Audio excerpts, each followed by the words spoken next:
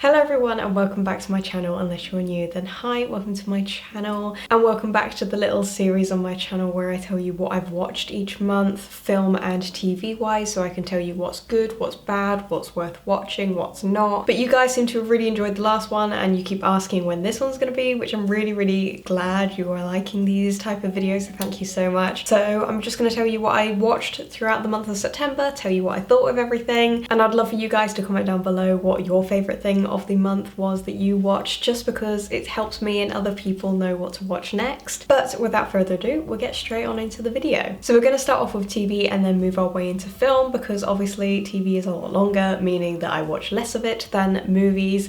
So the first thing I'm going to talk about is something that I left the last video on, and that is Schitts Creek. Now, I've got a little confession for you. I kind of stopped watching this after season 1. I really didn't get into it. I'm really annoyed because I really want to like it, and I think I'm going to try again when I've got less things that I want to actually like really want to watch. It is just so well loved, and obviously the Emmys just happened and they won like everything. Don't know why I'm just not feeling it, but I'm gonna try again. But Schitts Creek is about this rich family who become bankrupt and have to live in a motel in a town that they bought once, and you're just following these very entitled, very self-obsessed people become humble, if you will. So once I get through my list of things I really want to watch, I think I'm gonna try again. The next thing I watched, I literally found on Netflix one day and decided to just watch it, and I binge watched it within 2 days, and that is Trinkets. Now, Trinkets is about these 3 girls that are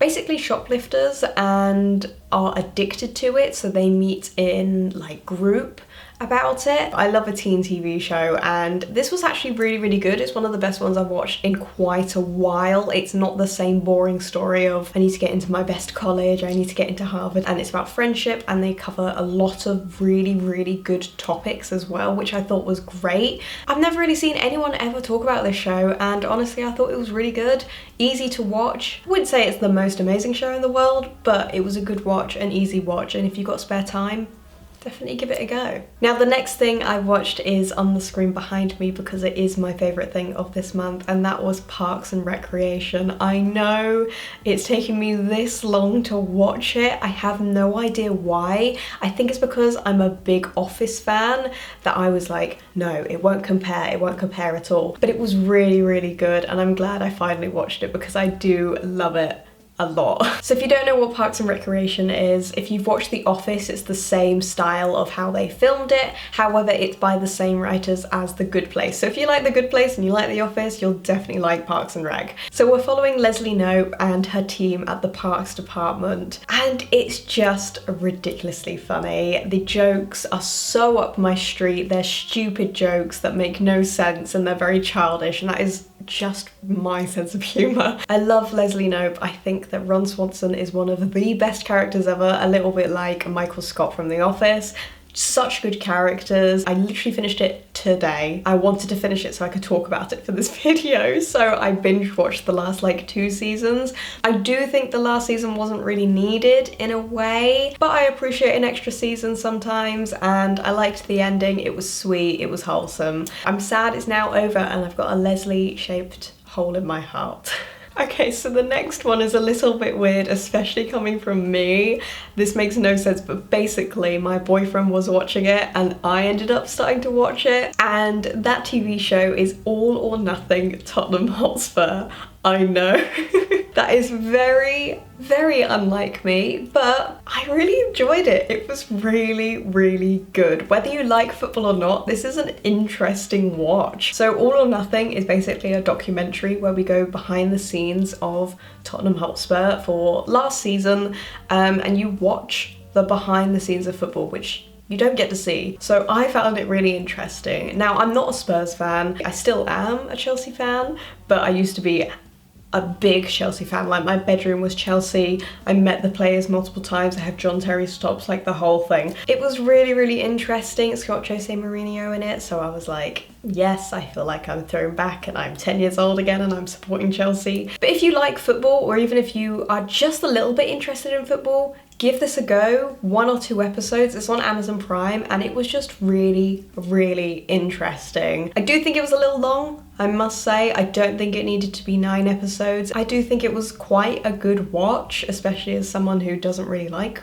football all that much. And the last TV show that I've watched this month, which I've just started, is The Fall. Now, I've watched season 1 and I've still got 2 and 3 obviously, but I've seen everyone talk about this show, like everyone talk about it. It's got Gillian Anderson in it, it's also got Jamie Dornan in it, so you know, lots to look at. So far I'm really, really enjoying it. I think it's right up my street. I love a crime TV show. It's a little bit like Dexter in a way, but more British, like way more British than Dexter. I would definitely say give it a watch. It's only 5 episodes and then 6 episodes and 6 episodes, so it's quite quick to watch. However, I wouldn't say it's an easy watch because obviously it's a crime show, so it's not going to be the nicest of watches. But the TV show is about following this serial killer who has only just started to become a serial killer, and Gillian Anderson is the detective who's basically on the case. That's all I'll say, because I don't want to spoil it for you. Now, moving on to film, I've watched a few more films this month, and they've kind of varied. Some of them I've really, really loved, and some of them I've really, really hated. So let's get talking about them. So the first thing I watched was Booksmart. Now, Booksmart was such a good female comedy. The director's female, the 2 main characters were female. All for that. Love that. We need more of that. It was very, very funny. It was about these 2 girls at high school, kind of like the nerds, the weirdos of the school, and they're trying to be cooler. It's a little bit Seth Rogen-y. That's how I could describe it. It's a bit like Superbad. Give it a watch. It was a really good laugh, easy to watch. Now, the next film I watched is actually a Seth Rogen film, and that was Longshot. So Longshot is about this journalist who is obviously Seth Rogen. When is he not the main character of his own movie? And he comes across his old crush, Charlotte, who just so happens to be a really, really influential woman in the world of politics. And she meets him and wants him to write all her scripts and speeches to become president. She wants to become president and she wants him to help him along. It was a little bit different than your typical Seth Rogen film, but at the same time it was very much a Seth Rogen film. I actually really, really enjoyed it, really liked it. Now, the next film I watched was maybe one of the worst films I've ever seen, and that was The Circle. Now, The Circle has some incredible actors in it, like Tom Hanks. We have Emma Watson as well, even though I am going to say something quite controversial. I don't think she's the greatest actor in the world. I'm so sorry. Stop making her do American accents, please. But The Circle was such a bad film. I really, really wouldn't recommend wasting your time watching it. Apparently the book is really, really good. So if you want to read the book, I'd read the book rather than watch the film. It's all about bad technology, you know, phone bad, book good, that type of thing. Sorry, Kurz, Connor just stole your joke. So Emma Watson's character gets a job at The Circle and she finds out that they're like spying into everyone's data and that typical thing. And then I won't say any more than that in case you do want to watch it, because otherwise I will spoil it for you. The next film I watched in cinema. The first time I've been to cinema in months, since I watched Parasite. That's how long it's been since I've been to the cinema, and finally got to go back for the first time. It was really safe, there was no one in there, it was brilliant. But anyway, we watched After We Collided, of course, because it's like the only thing on in cinemas right now because no one will release anything. So After We Collided is the second movie to After. If you saw my video I uploaded not too long ago, definitely go watch it if you haven't. It's where I react to the first After, but I have now watched the second After and it's much better than the first after, like so much better. It was a little less cheesy and more real to the fan fiction or the book or whatever you want to call it. We've even got Dylan Sprouse in it. I don't know how they did that, but they got Dylan Sprouse. But I was rooting for Trevor the whole entire time. I am a Trevor fan. I do suggest it 100%, especially if you are in the teenager to young adult area of things. I think any older than that, you will not like this film whatsoever. Overall, just a much better film, quality, production, script, like the whole thing was just a lot better. We then watched The Babysitter Killing Queen. So this is another sequel for a film that we've watched before. So The Babysitter Killer Queen is the second one to just The Babysitter. And if you watched my last video, I recommended this in my top horror films that you should watch this Halloween. And I did really enjoy it, not as much as the first one, but this is your ridiculous horror. This is making fun of horrors while still being a horror and being a good one. It's got Bella Thorne in it, like I said in my last video, so you know where this is going anyway. But the main boy is going out on a trip with this girl he likes into the middle of nowhere, and he trusts her, he really likes her, and then she completely turns on him, and all the people that were in the last film come back into this one, and that's all I'll say, otherwise I'll spoil things in case you want to watch it or watch the first one, so I've made this as brief as possible. But it was just a really good, stupid horror film. Now the next film I really didn't like. I feel like this is a very Marmite film. I've seen people either really hate it or really love it, and that film is I'm Thinking of Ending Things. Now I knew nothing going into this, not a thing. I thought it was going to be like a really sad romantic film. I was really wrong. Now this is like a psychological thriller. I love those. Don't get me wrong, my favourite movies are all psychological thrillers. Didn't like it. Really didn't like it. Didn't get it. I love weirdness. I love not really knowing fully what's going on but being able to work out what has happened. But this film, not a clue. Not a clue. So basically, to put this in the shortest way possible in case you do want to watch this, again, don't want to spoil it, not even like I could explain it to you because I have no idea what happened in it, but the first half of it is this girl meeting her boyfriend's family for the first time, and they're driving there, but the car scene at the beginning is like 20 minutes long. 20 minutes of them talking in a car. However, when they're in the house and we meet the parents, who by the way were insane, like whether I like the movie or not, the parents, well, actually the four main characters who are the parents and then the couple, were such good actors. Like they were amazing. We had Toni Collette as the mum again. We love Toni Collette over here. We had, I don't know his last name, but his name's David. He's in Harry Potter, he's in a lot of things, and he's a very good actor.